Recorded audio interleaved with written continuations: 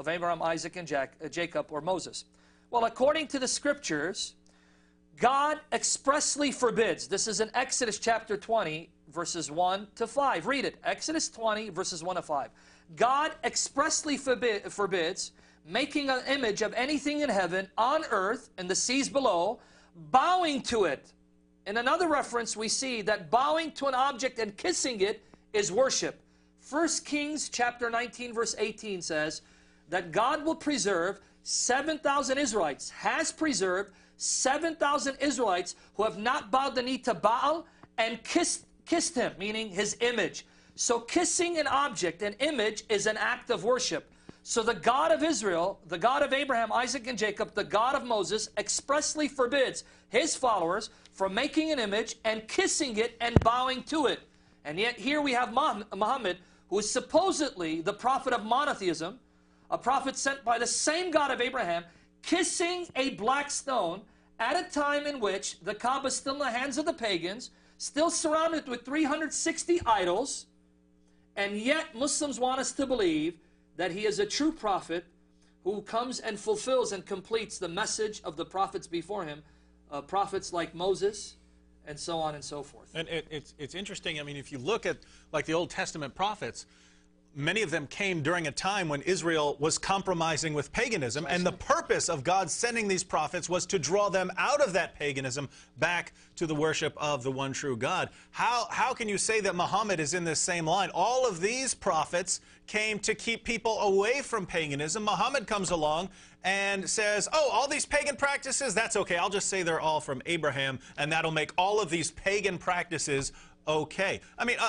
a false prophet of the Old Testament could have done that. If a false prophet came along and said, oh, you're performing all these practices, you're bowing down to Baal, no problem, Abraham did that too.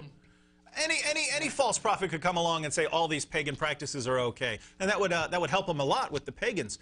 But I mean, think about it. Every single prophet in the line of the prophets of Israel called people away from paganism. Muhammad compromised with almost every aspect of paganism. In fact, I can't think of too many instances, practices or beliefs of the pagans that Muhammad didn't compromise with. You say, well, Muhammad was a diehard monotheist. He even compromised with that, as we'll see on the next program, when we examine the satanic verses. Muhammad compromised with everything, with practically everything the pagans held.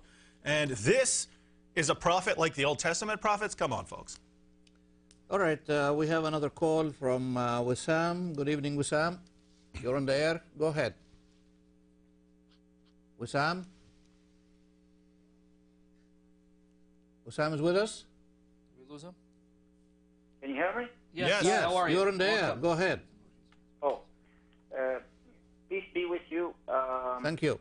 I just have a comment regarding all the shows that you been airing like for a long time now. Okay. I'm really impressed with what you're doing, like Brother Sam and Brother Dave. This is amazing. I bow to all the effort that you've been doing, but the problem is, like, none of the 1,000.5 billion Muslims know that, what you're talking about. They don't know that, you know, and I just don't know how you can get the message to them. I mean, you're doing a great effort, and I appreciate that. It's just the problem is how to get the picture to these guys. And even sometimes I think that even if they get the picture or they see the picture, it seems like, you know, that Muhammad is their God. It's not Allah is their God. It's whatever Muhammad did, they do with effortless. Like, it doesn't matter what it is. It's he's their idol. You know, it didn't matter if it's true or not. They just do it. You know, something else I just want to say is we will have to think about something else. I mean, God bless you, bless your show. It's amazing. It's awesome. Like I said, I don't know what it is. You might think about something else, but we have to have something else. We have to have another idea to bring these people to understand, where are they going, or why are they thinking this way? Or is it, I have just an example, if you let me speak for a little bit longer. We, like back home, if we tie a donkey with the front hand and his leg, for 2 weeks or 3 weeks, they would and would take it off after 3 weeks. The donkey would still think that he's still tied up, after we take it off, And these people have been tied up for 1,400 years. I don't know, how, in 1 year or 5 years or 10 years, how we can make them get this thing off of them. Anyway, just to make a conversation a little bit shorter, and about peace and Islam. Peace and Islam is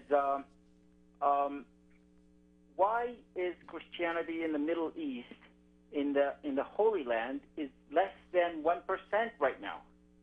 I need an answer for that.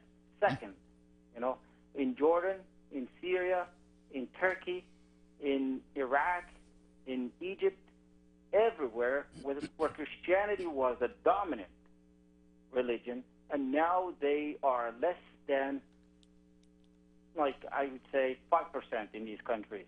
Why is that? Is it because Islam was peaceful? And I need an answer on that. And on top of everything, in the Holy Land, like I said, it's less than 1%.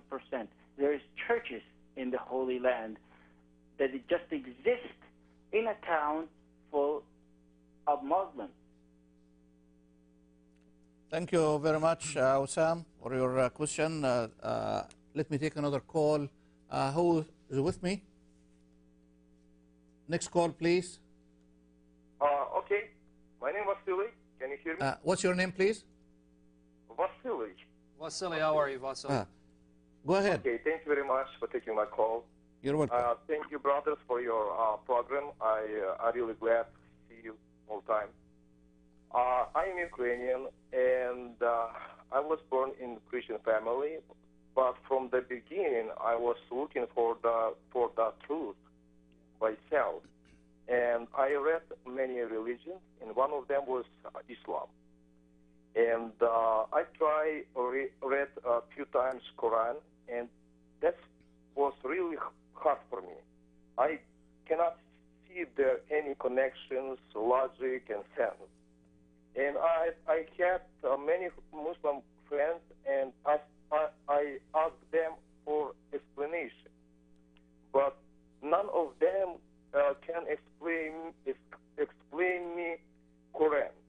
And until today, when I see your program, I began to understand many things. Good. But I have two questions. Okay. One about Mohammed. Can you find, did Mohammed have prediction about his life, ministry, mission, everything, like Jesus?